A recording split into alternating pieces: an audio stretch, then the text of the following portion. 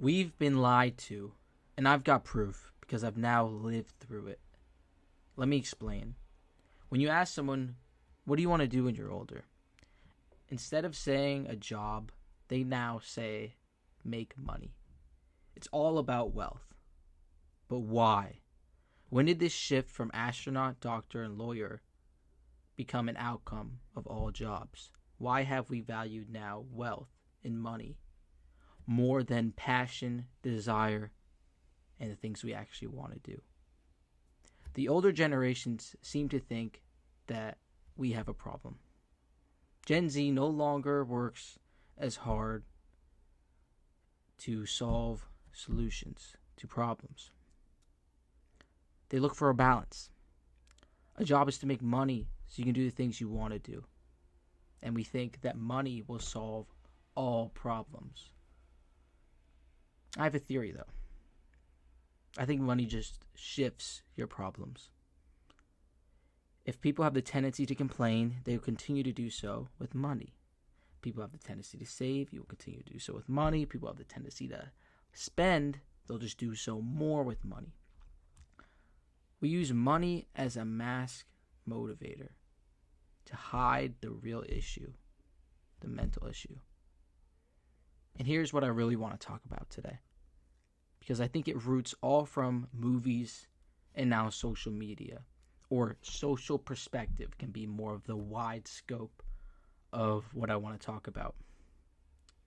In history, it was with, I'm learning currently now in my classes that it's with propaganda. They had, especially during the Cold War with the Red Scare, they used propaganda with cartoons, had government-funded cartoons to be against communism. Now, it can be used for positive things, it can be used for negative things, but we can't say that we are not shifted and moved by mass media perspective on the world.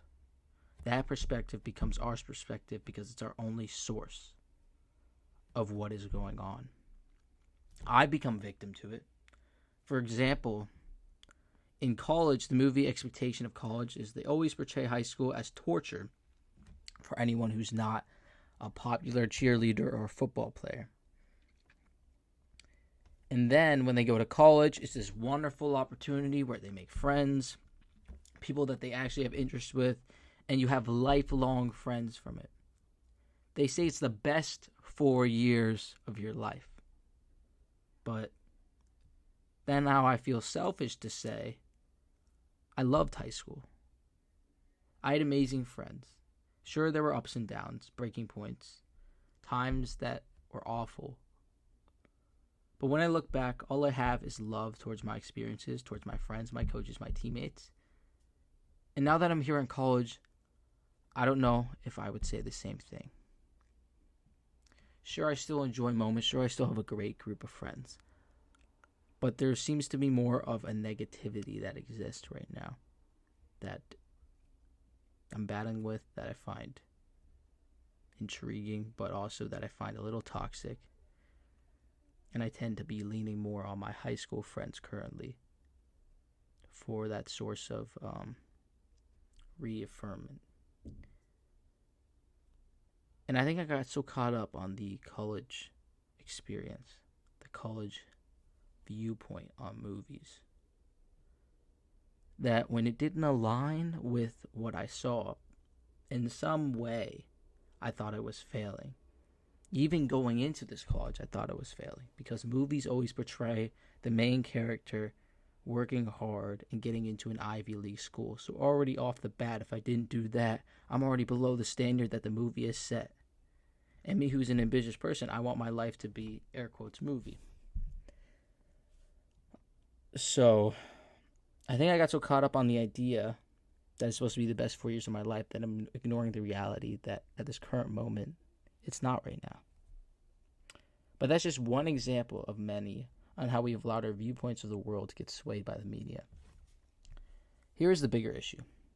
What people are worried about in our generation is that we have the ability to dream, but the question is, do we have the ability to work? Does Gen Z have those traits to work hard? According to this Medium article, they don't think so. And here's a direct quote. The Gen Z are not the technology creators, but are the users. They do not exactly know the hardships presented in the world. They have excess exposure to the internet and social media and completely live in a materialistic world. We tend to see the perfectly perfect life in social media, which might not always be true. A person might be talking about staying healthy and munching on junk food in their room. This exactly is the concern of today's world. Gen Z has lost the capacity to think because whenever they want is already on the internet. The main problem with Gen Z is that nothing matters attitude. They don't really live in the real world and are always hooked up to phones, which is more comforting. So basically, this article is stating that Gen Z doesn't have the capacity to deal with hardship. Usually, when you have your back against the wall, the only direction you can go is forward. For my generation, the internet has given a trapdoor to us, allowing us to escape or ignore any potential problems or dilemmas we might have and get lost in laughs at a TikTok clip, wasting away hours until we have to go to bed. Gen Z is both the most lonely and the least lonely simultaneously. Let me explain that because that can be a little confusing. Because of technology, you will never be alone. Let me say that again. Technology doesn't allow us to be alone. You can turn on your phone and you can go onto any YouTube video, any TV show, and get yourself lost in that conversation or in that show, in that experience. And you could feel not alone. This seems like a positive, right? But in that time, you'll waste more time than you realize alone in your room. We're in isolation socially. We may feel more connected. We may be able to talk to our high school friends years and years and years after high school. But in the same sense, we are also more alone than ever. We spend more alone time by ourselves than ever, but not by ourselves thinking. Just existing by ourselves while we watch someone else live. Some go so far, especially even younger than my generation, that they'd rather watch a YouTube video than hang out with their friends or go outside. As someone who doesn't see myself so ingrained in the stereotypes of my generation, I've still become a victim to this addiction to social media. I think my reason for not being as attached was a big help from my parents, and especially my mom. She would say, go outside, and we would say, what are we supposed to do? And she'd respond, there's 4 of you, figure it out. So we'd go outside, we'd be on the swing set, and we'd just be sitting there, and we'd be a little bit bored for maybe max 20 minutes, and then we'd figure something out. Oh, let's go play basketball. Let's go ask the neighbors if they want to hang out. Let's go use chalk. Let's go use their bikes or something. And we'd figure something out. We always were outside on a Friday night when I was younger, either playing in the snow or in the summer heat. We'd be hanging out with our neighbors. We'd be doing sports. We'd be playing basketball. But I don't think my experience is commonplace. In fact, I think I have a very unique experience. I think it was commonplace for most kids before the internet. But now, as I said, the internet is a crutch, a trapdoor, an escape, a way to avoid people and yourself. And I don't blame the kids, because kids are impulsive. Parents are the ones steering the ship for the kids. And it's the adults that are the ones giving these kids technology. And it's hard because there is this, again, like I said, social pressure, social perspective that we are supposed to do right by our kids. And if all these other kids have it, then we can't have our kid be the one weird kid without a phone. And so there is this conflict, and I understand that there's this conflict. And I think my age group was potentially the last group where we just missed it, right? Where I was able to develop enough without technology before I got a phone, before I got social media. 8-year-olds didn't buy their phones, iPads, computers. The parents did. They both supplied them with the addiction and shunned them for having it. And that's why, at an even larger scale, this is a societal problem. I think as Gen Z, we've gotten our metrics and values twisted. Maybe this is partially from fault of the internet, partially from fault of our parents, partially from fault of the people that are around us and the environment that has been created in the 20th century of mass growth, but also mass anxiety, mass depression, mass loneliness, mass isolation, and just mass problems in general. Instead of studying to learn the material, we've memorized to do well on tests. Instead of valuing passion, we value money. Instead of valuing people, we value productivity. My parents still remember the topics that they learned in high school. They can recall chemistry facts. They can recall certain information. I don't even remember the physics class I took 2 years ago, or the science class I took last year. I don't remember it. Because what we were learned and taught to do was to memorize for the test and then forget about it. And I think because of that, we're losing a value there somewhere. And the problem is it's getting even easier to do so. With AI, with the internet, with all these resources, you're able to get away with not learning, but getting the grade anyways. And so maybe the metric of measuring our success needs to change for us to still have those abilities to learn.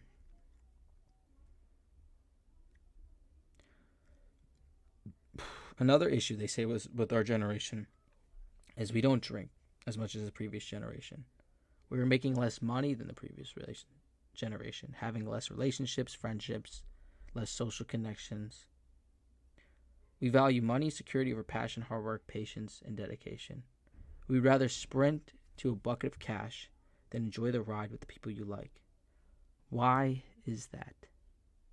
What went wrong? Maybe, this is a theory, but maybe it was social media. People posting their best selves. And the ones that got the most views were the people that had the most money, most experiences. They were able to do these really cool and amazing things that the average person can't do. And so that's really cool. We're going to like that. We're going to share this. Look at this. Look at this awesome thing this person did. And so unintentionally, it snowballed into, okay, now this is our value system. And that combined with, I'm not a religious person. Like I am and I'm not. I'm not like a heavily religious person. And so I don't want to come on here on like a high horse and be like everybody needs to go to church and stuff, because I don't do that. But at the same time, I think as a society, we've lost a certain amount of core values. And I'm not saying it necessarily has to be on religion, but I think religion gave a good basis of core values for us to follow. And now that we don't all have that, we all value slightly different things, and the generations value different things. And so there's this disconnect among all of us. And I think the way to fix that is to come to terms and agreement with what are the values that us as a population should have to be decent human beings. And then just to teach that in the schools. These are values. This is how you treat a person. This is how you're supposed to act. This is how you're supposed to conduct yourself. As long as you do this, this is the basis. You can expand on this. You can be creative. You can do whatever. You can make it your own way. But this is how we're supposed to act. This is how life is supposed to go generally. And this is just one way of advice. Another factor is comparison on social media. The platform's algorithms force-feeding us negative news, information, pressuring to succeed and get into a good college. As more and more people applied it to more and more schools, lowering the acceptance rate while increasing the ridiculous tuition. Now here's a stat for you from bestcolleges.com. The average 4-year public college or university in-state costs around $10,000 a year, and out-of-state residents cost $24,000 for a public college. For a private institution, it costs $46,000 a year on average, and this has continued to increase, and that's an average. I've seen colleges like Boston College, Villanova, Providence. These are all private colleges, high tuitions like $80K, $90K a year, and it's going to continue to increase. NYU, $80K, $90K a year. My school specifically is like, I think, $36K for in-state and like almost $50K for out-of-state without aid or tuition. Obviously, there'll be some aid for some people. But that's the basis without the aid. And as these college tuitions continue to rise and acceptance rates continue to lower, it's becoming increasingly more difficult to get into what is deemed as a good college. And the pressure on high school students, on our generation, is immense because that generation before us, college was the answer. And it still is a very good answer. I'm not going to sit here and be like, don't go to college, blah, blah, blah, become an entrepreneur. That's stupid because it's really hard to become an entrepreneur. And most people aren't built for it. Most people would love to work for an organization and not have to deal with all the stresses and issues that come with having your own business and being in charge of a bunch of different people. So then my question is, what is Gen Z missing that other generations had? Now, I don't think social media is completely bad. I think it has its pluses and minuses. I think it does have a lot of negative aspects of it that, if not monitored properly, can snowball into something awful. But I think it's more of an amplifier, not an ankle monitor, like everybody else is explaining it to be. It doesn't trap you in the house. If you are a naturally social person, you're going to be even more social due to the advent of social media. If you're an introvert, you're going to be even more introverted. The internet allows us to avoid difficult situations. So for the introvert, that would be a social interaction. It may not be something they're more inclined to, right? But in normal society before the internet, that's what you had to do. You had to go and have those social interactions if you wanted to have friends. Now you could just send them a text. Now you could just start it off of like voice chat or on a video game. So you don't need to have that face-to-face anymore as much. Similar to money, I think the reason we value money so much stems from the dependency we've created from the technology that we use. Since money and social media have similar effects, it's not a far stretch to say that you value money when you already value social media. These are both amplifiers of personalities, of traits. They allow you to avoid problems. Having money allows you to avoid problems and coming up with creative solutions. Having social media allows you to avoid problems and not think in your head and just ignore it and procrastinate. Not having these things forces you to face it. And so we've become an avoidance generation, using AI to avoid doing hard work, using social media to avoid our thoughts, using money to avoid our problems. And what we lose is character. What we lose is the ability to work hard.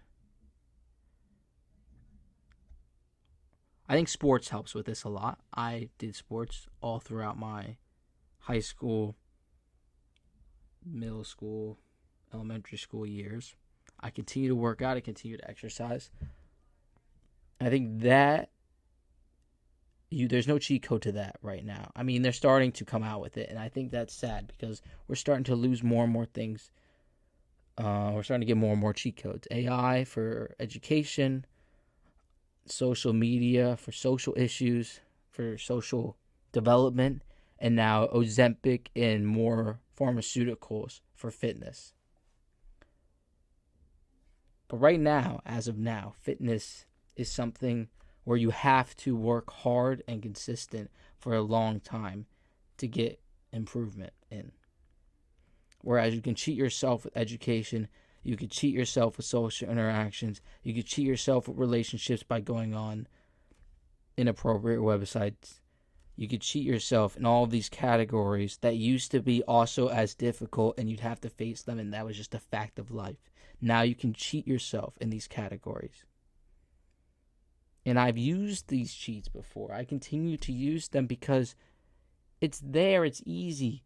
And to do the opposite, there's resistance. And sometimes you don't feel like doing it. You don't feel like, oh, I could just put this through AI instead of reading this whole boring article. And it stops you from learning how to focus, from practicing reading boring stuff, from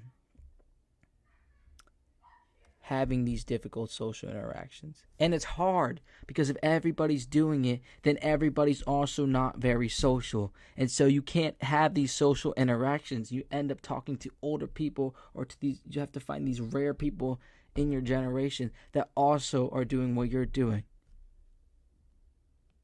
And it's so easy to just go with the tide.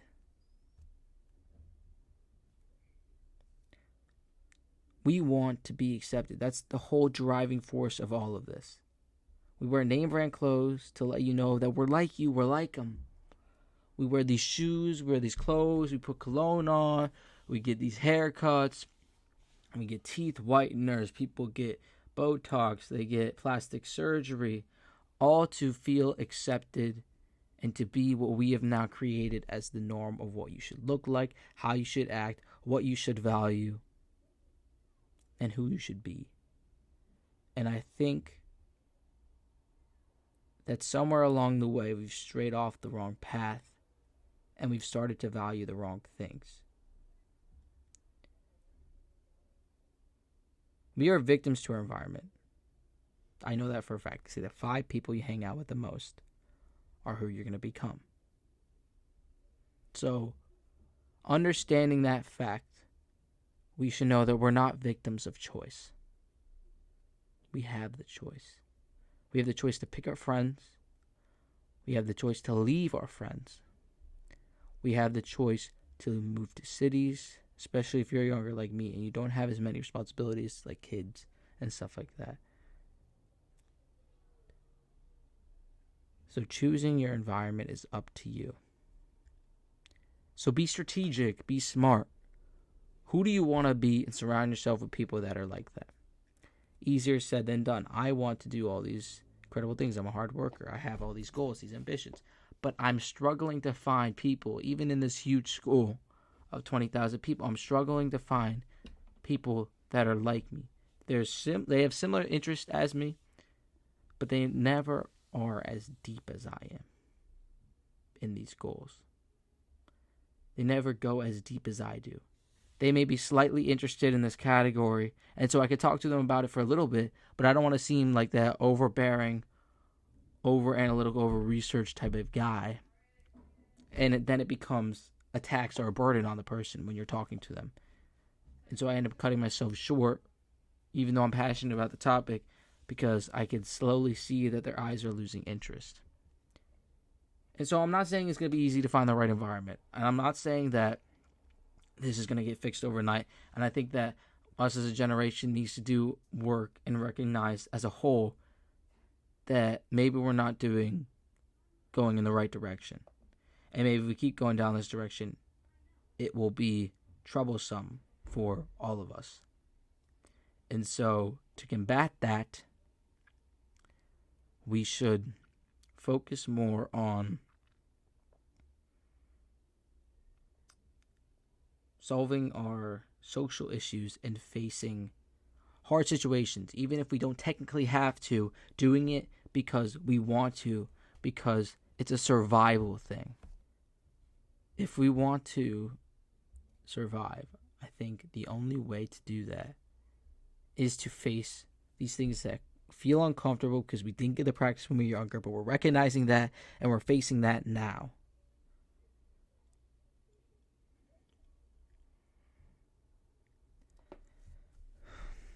So that was my topic for today's podcast. I hope you guys enjoyed it. I spent a decent amount of time doing some research on this, getting a little bit of facts in there. I thought that was interesting. Let me know if you like that. And let me know what your thoughts are on this specifically, because I've noticed that it's a problem. I've lived through the problem, continue to live through the problem, continue to fight with this battle of ease on social media, of vices that we now have that have been created, crutches that we have but didn't ask for, and now feel inclined to take advantage of because our environment and everybody else is doing so as well. Because we have this sense of urgency, this anxiety that we don't want to fall behind. And so we think these shortcuts will get us ahead, but we're losing valuable skills in doing so. Thanks for watching. Please like and subscribe, and comment down below what you thought about this podcast, and I will see you next Sunday for another episode.